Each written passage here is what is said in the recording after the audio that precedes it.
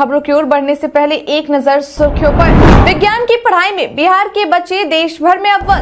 होली पर अश्लील गीत बजाना पड़ सकता है महंगा। बीजेपी के हंगामे को लेकर विधानसभा 2 बजे तक हुआ था स्थगित। मनोज वाजपेयी ने ऋतिक रोशन को लेकर किया ये खुलासा। टीम इंडिया के गेंदबाज शार्दुल ठाकुर ने की शादी। इसके साथ ही बढ़ते हैं शाम तक की बड़ी खबरों की ओर विस्तार से। विज्ञान की पढ़ाई में बिहार के बच्चे देश भर में है अव्वल। बिहार के बच्चों में प्रतिभा की कोई कमी नहीं है, यह तो कई बार साबित हो चुका है। वहीं अब एक बार फिर बिहार के बच्चों ने यह साबित कर दिया है कि वे विज्ञान में भी देश के दूसरे राज्यों के बच्चों से पीछे नहीं है। दरअसल एनसीईआरटी के द्वारा एक रिपोर्ट जारी की गई है, जिसमें यह पाया गया है कि बिहार के बच्चे विज्ञान नवाचार में बाकी बच्चों से काफी अव्वल है। आपकी जानकारी के लिए बता दें कि रिपोर्ट के अनुसार पिछले वर्ष यानी कि 2022 में बिहार से कुल 9,765 बाल वैज्ञानिक बने हैं, जो कि देश में बाकी राज्यों की तुलना में सबसे ज्यादा है। लेकिन इस आंकड़े में सबसे दिलचस्प बात यह है कि बिहार के 9,765 बच्चों में 6,543 बच्चे ऐसे हैं जो सरकारी स्कूलों में पढ़ते हैं। इसके अलावा 2022 में बिहार के 4,000 बाल वैज्ञानिक राष्ट्रीय स्तर पर चयनित हुए हैं, जिन्हें नवाचार के लिए मंत्रालय की ओर से 10-10 हजार रुपए पुरस्कार के रूप में भी दिए गए हैं। पटना हाईकोर्ट ने एयरपोर्ट बनाने और उसके विकास के मामले पर की सुनवाई। पटना हाईकोर्ट के एसीजे जस्टिस सीएस सिंह की खंडपीठ के द्वारा राज्य में एयरपोर्ट स्थापित करने और उसके विकास को लेकर सुनवाई की गई। इस दौरान कोर्ट के द्वारा राज्य सरकार को निर्देश देते हुए कहा गया कि राज्य के एयरपोर्ट और हवाई पट्टियों के आसपास जितने भी अवैध अतिक्रमण है उसे हटा दिया जाए। इसके साथ ही कोर्ट ने यह भी स्पष्ट कर दिया है कि इस मामले में कार्रवाई करने के लिए वैसे अधिकारी सहयोग करेंगे जो केंद्रीय उड्डयन मंत्रालय से संबंधित हो। इसके अलावा कोर्ट के द्वारा इस मामले से जुड़ी कार्रवाई की रिपोर्ट अगली सुनवाई तक तलब किया गया है। बता दें कि अब इस मामले की अगली सुनवाई हाई कोर्ट के द्वारा 4 सप्ताह बाद की जाएगी। बीजेपी के हंगामे को लेकर विधानसभा 2 बजे तक हुआ था स्थगित। बीते दिन से बिहार विधानसभा बजट सत्र की शुरुआत हो गई है। वहीं आज बजट सत्र का दूसरा दिन है। ऐसे में आज के सत्र में बीजेपी के द्वारा राज्य सरकार को घेरते हुए बिहार में बढ़ते अपराध और लचर कानून व्यवस्था पर सवाल उठाया गया। दूसरे दिन की कार्यवाही शुरू होते ही बीजेपी के द्वारा जमकर हंगामा किया गया। वहीं दूसरी ओर विधानसभा परिसर में कांग्रेस विधायक बैनर पोस्टर के साथ प्रदर्शन किए और केंद्र सरकार पर यह आरोप लगाया कि केंद्र सरकार बिहार सरकार के साथ सौतेला व्यवहार कर रही है। इसके साथ ही कांग्रेस विधायक के द्वारा मनरेगा फंड में कटौती का भी मुद्दा उठाया गया। इसके अलावा बीजेपी की ओर से सेना का अपमान और मुजफ्फरपुर कांड को लेकर कार्य स्थगन प्रस्ताव दिया गया और कहा गया कि जब तक सरकार हत्या के आरोपी मंत्री को बर्खास्त नहीं कर देती वे सदन को नहीं चलने देंगे। वहीं बढ़ते हंगामे को देखते हुए विधानसभा 2 बजे तक स्थगित कर दिया गया था। होली पर अश्लील गीत बजाना पड़ सकता है महंगा। कुछ दिनों पहले ही होली को लेकर एक गाइडलाइन जारी की गई थी, जिसमें साफ तौर पर कहा गया था कि होली पर अश्लील गाना गाने या बजाने वालों पर आवश्यक कार्रवाई की जाएगी। वहीं अब होली के कुछ ही दिन बाकी रह गए हैं। ऐसे में एसएसपी मानवजीत सिंह ढिल्लों के द्वारा पूरी तैयारियां कर ली गई। उन्होंने कहा है कि होली के मौके पर सार्वजनिक तौर पर अश्लील गीत बजाने की मनाही रहेगी, इसलिए इस मौके पर उन सभी संदिग्ध स्थानों को चिन्हित कर लिया गया है जहां से इस तरह की खबर सुनने को मिल सकती है और इन स्थलों पर मुकम्मल पुलिस की तैनाती कर दी जाएगी। उन्होंने कहा कि इस बार होली और शब-ए बारात एक ही दिन है, जिस वजह से पटना पुलिस पूरी तरह से सतर्क हो गई है। मनोज वाजपेयी ने ऋतिक रोशन को लेकर किया ये खुलासा। बॉलीवुड के जाने माने कलाकार मनोज वाजपेयी ने ऋतिक रोशन को लेकर एक खुलासा किया है। दरअसल उन्होंने यह खुलासा the Bombay journey x Sunday brunch में किया है। उन्होंने कहा है कि उन्हें उस समय तक वास्तव में डांस करना बहुत पसंद था जब तक उन्होंने ऋतिक रोशन को डांस करते हुए नहीं देखा था। उन्होंने कहा कि उस दौरान तक मैं भी सोचता था कि मैं पर्दे पर एक डांसर के रूप में अपने कौशल का प्रदर्शन करूंगा, लेकिन जब मैंने ऋतिक रोशन को पर्दे पर डांस करते देखा तो मैंने उसी समय सोच लिया था कि अब डांस का ख्वाब देखना बंद, क्योंकि अब मैं ऋतिक रोशन की तरह डांस नहीं सीख सकता। मालूम हो कि मनोज वाजपेयी प्रशिक्षित छऊ डांसर है। उन्होंने यह भी बताया है कि वह थिएटर से है, इसलिए वहां कहा जाता था कि कलाकारों को गाना सीखना चाहिए, इसलिए मैं गाने के साथ डांस भी करता था। आपकी जानकारी के लिए बता दें कि बहुत जल्द ही मनोज वाजपेयी की फिल्म गुलमोहर रिलीज होने वाली है।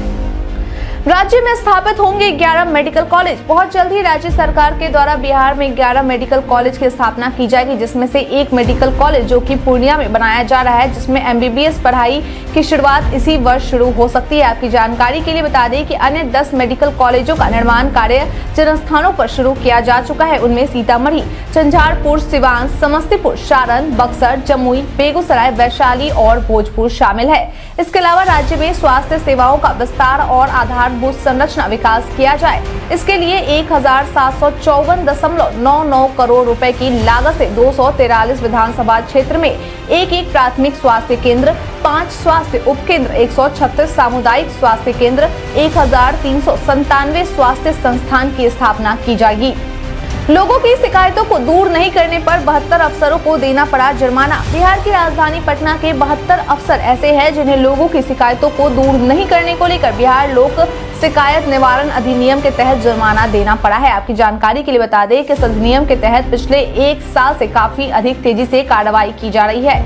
इसमें सबसे अधिक डीएम के द्वारा उन अधिकारियों पर जुर्माना लगाया गया है जो जिले में राजस्व संबंधी मामलों का निपटारा करते हैं। मालूम हो कि हाल ही में लोक शिकायत न्यायालय में लोगों की शिकायतों को देखते हुए प्रमंडलीय आयुक्त और डीएम के द्वारा अधिकारियों पर कार्रवाई करते हुए उनके वेतन से जुर्माने की राशि काट ली गई है, जिससे अब तक कुल 25 लाख रुपए जुर्माने के रूप में अधिकारियों से वसूले जा चुके हैं। वहीं ऐसे मामलों को लेकर अधिकारियों का कहना है कि वर्तमान समय में राज्य में 800 अधिकारियों पर विभागीय कार्रवाई चल रही है। होमगार्ड से हटाए गए आईजी विकास वैभव।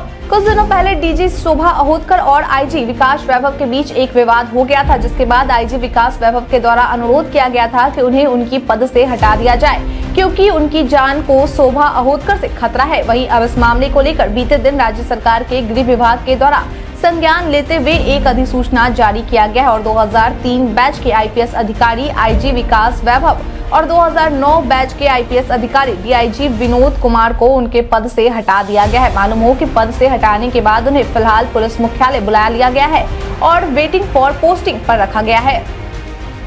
पटना गया डोभी 4 लेन का निर्माण कार्य इस दिन तक होगा पूरा।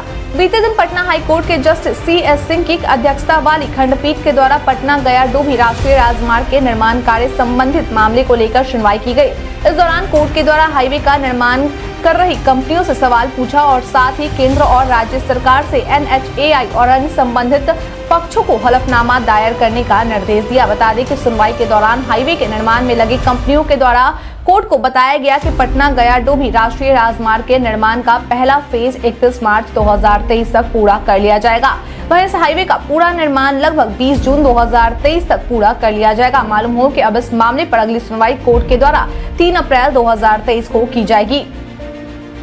जमीन के बदले नौकरी घोटाले में लालू राबड़ी समेत 16 के खिलाफ कोर्ट का समन। बीते दिन दिल्ली के एक अदालत की विशेष न्यायाधीश गीतांजलि गोयल के द्वारा जमीन के बदले नौकरी घोटाले मामले को लेकर बिहार के पूर्व रेल मंत्री लालू प्रसाद, उनकी पत्नी और बिहार के पूर्व मुख्यमंत्री राबड़ी देवी समेत अन्य 14 लोगों के खिलाफ समन तलब कर इन सभी आरोपितों को 15 मार्च को कोर्ट में पेश होने का निर्देश दिया। बता दें कोर्ट ने कहा है कि भारतीय दंड संहिता की धारा 120B, धारा 420, 467, 468 और 471 तथा भ्रष्टाचार रोकथाम कानून की विभिन्न धाराओं के तहत यह अपराध किया गया है। इसी को देखते हुए कोर्ट के द्वारा यह संज्ञान लिया गया। आपकी जानकारी के लिए बता दें कि यह वर्ष 2004 और 2009 का मामला है, जिस समय रेल मंत्री लालू प्रसाद हुआ करते थे। उस दौरान लालू यादव और उनके परिवार को उपहार में दी गई या बेची गई जमीन के बदले रेलवे में की गई कथित नियुक्तियों से जुड़ा है। हत्या मामले को लेकर खुद पर लग रहे आरोप पर मंत्री इस्राइल मंसूरी ने दी सफाई। बजट सत्र के दौरान आज विपक्षी दलों के द्वारा सदन में इस बात पर जमकर हंगामा किया गया कि बिहार सरकार आरोपी मंत्री को बचाने की कोशिश कर रही है और इसी आरोप के साथ विपक्षी दल सदन से बाहर चले गए। जिसके बाद मुख्यमंत्री नीतीश कुमार ने मंत्री इस्राइल मंसूरी को अपने केबिन में बुलाया और जमकर फटकार लगाई। जिसके बाद मंत्री इस्राइल मंसूरी ने मीडिया से बातचीत करते हुए अपनी सफाई देते हुए कहा कि विपक्ष के द्वारा उनकी छवि को धूमिल करने की कोशिश की जा रही है, जबकि मेरा उस हत्या से कोई संबंध नहीं है। उस हत्या के मामले में शामिल अपराधियों को पुलिस के द्वारा घटनास्थल पर ही हथियार के साथ गिरफ्तार कर लिया गया है। आपकी जानकारी के लिए बता दें कि 9 फरवरी को मुजफ्फरपुर के कांटी थर्मल पावर स्टेशन के गेट के पास राहुल कुमार की अपराधियों ने गोली मारकर हत्या कर दी थी, जिसको लेकर बीजेपी का कहना है कि यह हत्या मंत्री इस्राइल मंसूरी के द्वारा कराई गई है। आज से उपेंद्र कुशवाहा की विरासत बचाओ यात्रा की हुई शुरुआत। राष्ट्रीय लोक जनता दल के प्रमुख और पूर्व कैबिनेट मंत्री उपेंद्र कुशवाहा के द्वारा आज से चंपारण के भीती हड़वा गांधी आश्रम से विरासत बचाओ नमन यात्रा की शुरुआत कर दी गई है, जो कि 20 मार्च 2023 को शहीद जगदेव प्रसाद के स्मारक कुर्था में समाप्त होगी। बता दें कि यात्रा शुरू करने से पहले उपेंद्र कुशवाहा ने सबसे पहले बा और बापू की प्रतिमा पर माल्यार्पण किया और लोगों को संबोधित किया।